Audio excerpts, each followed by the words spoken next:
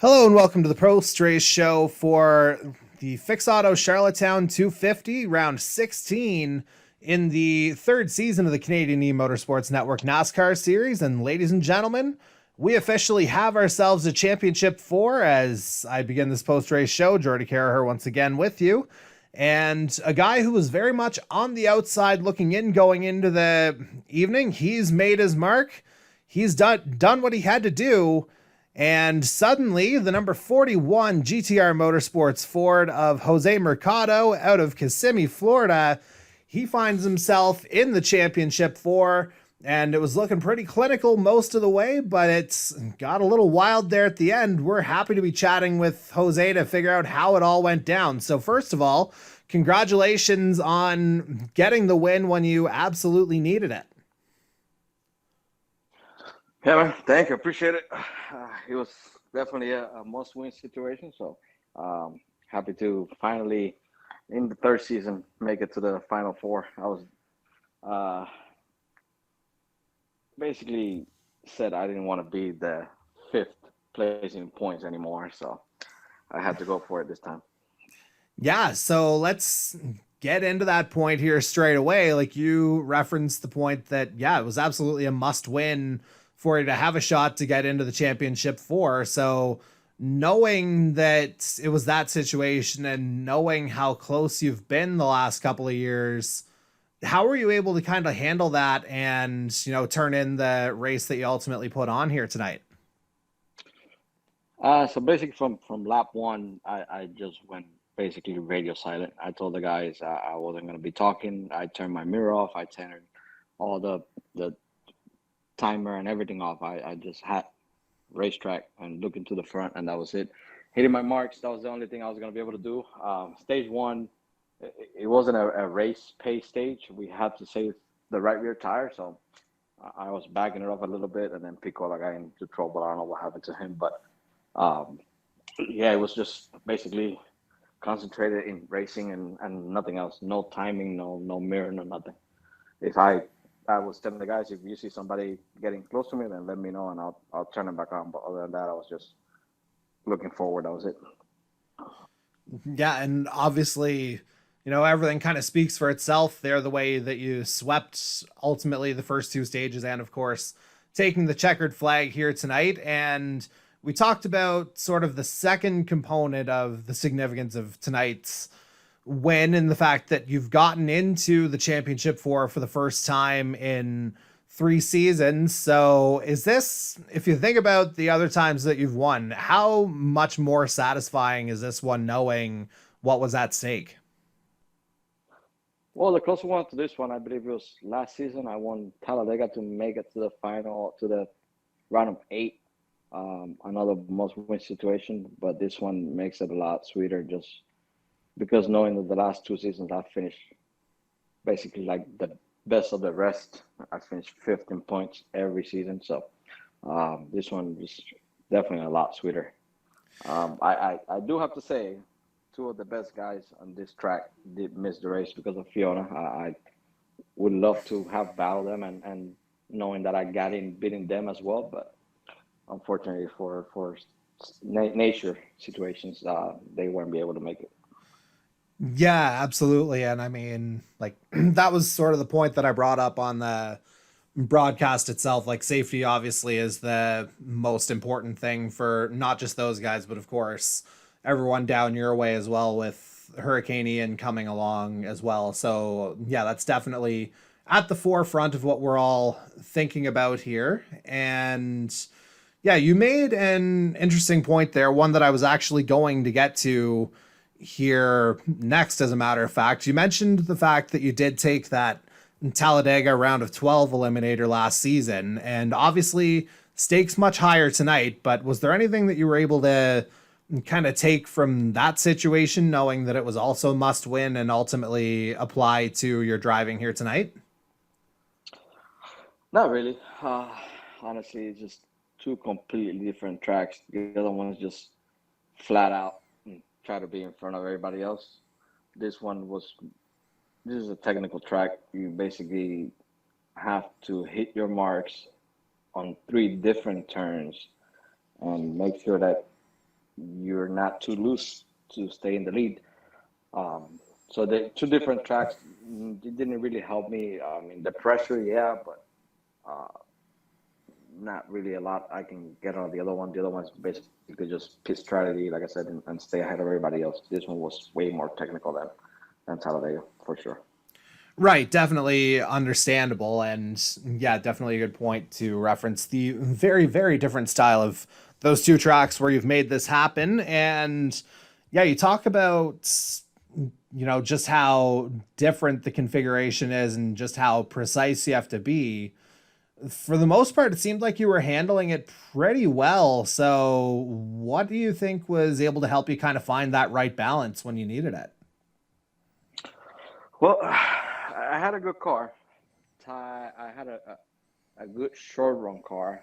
I can get my lead and open it up. Ty, on the other hand, had a tight car and he will close rapidly at the end of the tire run. So I did have to keep adjusting my car to stay ahead of Ty, basically. In the short run, I had the best car, definitely, no doubt about that. In the long run, Ty was right there with me, so I had to battle the car so I can stay in front of Ty, basically. And again, obviously, you're the one with the checkered flag in hand, so it's definitely worked out. But for the final 4 or 5 laps, that suddenly started to look a little bit uncertain. So take me through that shift from kind of being in cruise control from like midway through stage one right up until that point, knowing that, hey, these guys are coming. And again, compounding that with the must win situation, knowing Jacob Nelson was in the same situation as part of that pack. Just take me through that last little bit. Well, Keith Miller, he was in my party chat. He was a slower car lap down. He told me, "You're the leader. You're coming. I'm gonna stay high." So I went low, right at the start finish line, and Trope came out of pit road. I had about a 1.8, 1.9 second lead to Ty, but Trope had fresh tires. I was already on. It was like 5 laps to go. I was on the 8 on my tire run, and by him having fresher tires, but being slower on fresher tires, it was hard for me to get by him. And that basically just changed the whole race. Had he not been in front of me, there was no way they were catching me. Honestly, I had too much of a run and they weren't catching me quickly. I know by the time I got by Trope, it was down to like, I think they cut down like a 1.3 second or 1.4 second on my lead. So that definitely changed the race there. And then last 4 laps, I did turn my mirror on. I was mirror driving. That's all I had to do. And I told Pete Cola and I told Ty after the race was over, I thank them for racing me the way they did. And I had them both, one on the right side, one on the left side. And I had to throw some blocks. I was definitely mirror drive. The last 2-3 laps, I mirror drive. I wasn't looking forward. I was just mirror driving it. And that's I told Ty I had to do what I had to do. It's a spot for the championship before I had to block your run. There was no way I was gonna let it get away from me like that.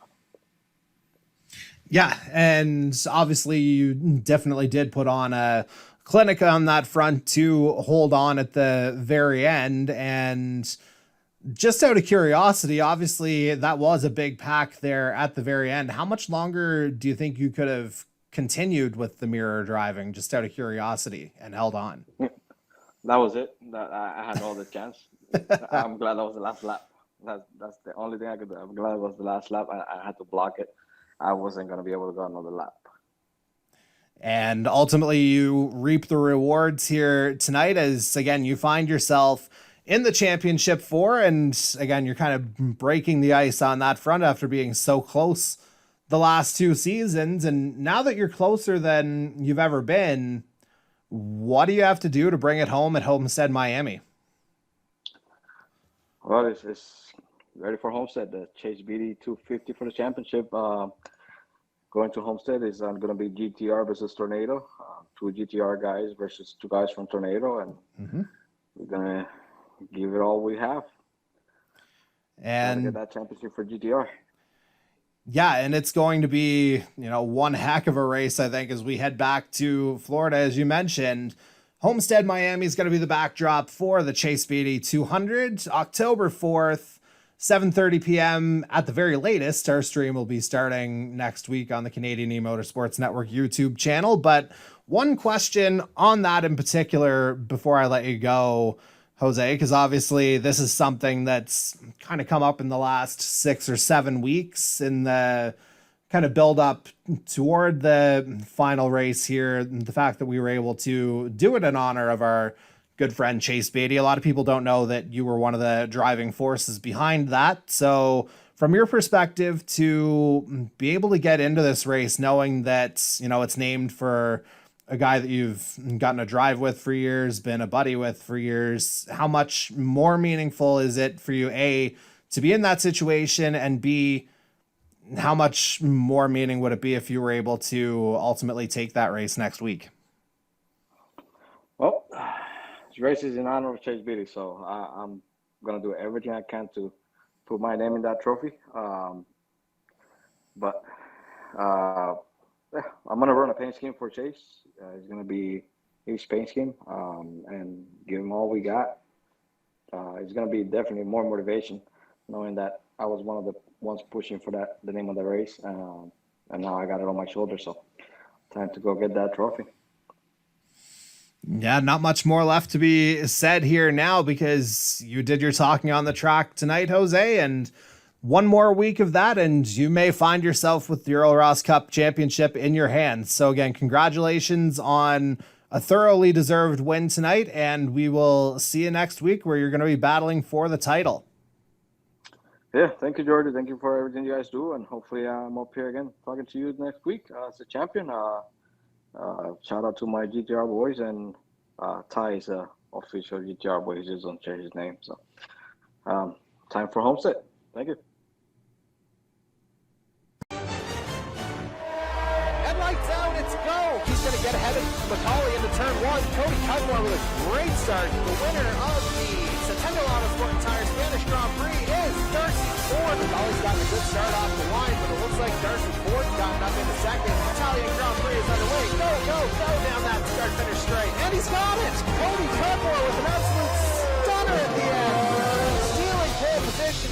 Here goes your winner, the 5190 Racing Bugatti of Jason Butler, your champion of the Formula One Series, Corbin McCauley. Daniel Cudmore, he wins Season 2 of the Formula One Series.